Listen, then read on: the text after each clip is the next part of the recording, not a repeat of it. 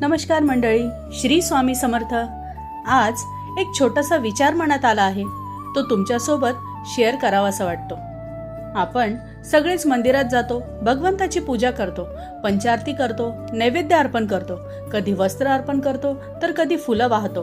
आणि हे सगळं करताना आपल्या मनात एक भावना असते, मी आज इतकी सेवा केली आहे, मग भगवंत माझ्यावर खुश होतील का?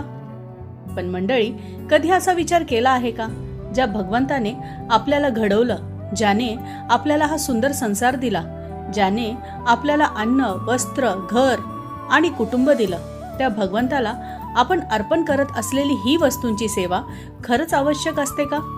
खरं सांगायचं तर भगवंताला आपल्या वस्तूंची गरज नसते, कारण आपण जे काही त्यांना अर्पण करतो ते सगळं आधीपासूनच त्यांनीच आपल्याला दिलेलं असतं। मग प्रश्न असा पडतो, जर भगवंताला वस्तूंची गरज नाही तर आपण त्यांना काय अर्पण करावं बरं? मंडळी, इथे एक अशी गोष्ट आहे जी प्रत्येक माणसांकडे असते आणि तीच गोष्ट भगवंतालाही सर्वात प्रिय असते। ती म्हणजे आपला वेळ आणि भगवंताप्रती असलेलं आपलं प्रेम, आपल्या मनातील त्यांच्याप्रती असलेल्या सद्भावना, त्यांचं सतत नामस्मरण, त्यांच्याबद्दलची आपुलकी आणि कृतज्ञतेचा भाव।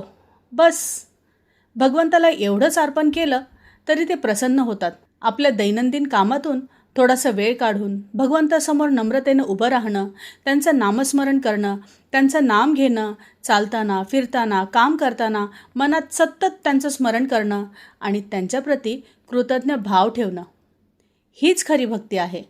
भगवंत आपल्याला सतत पाहत असतात, ते आपल्याला पारखतही असतात। त्यांना एवढंच पाहायचं असतं, ज्या मनुष्याला मी जन्म दिला आहे, ज्याला हे सुंदर जीवन जगण्याची मी संधी दिली आहे, तो माझ्याशी मनापासून एकनिष्ठ आहे का?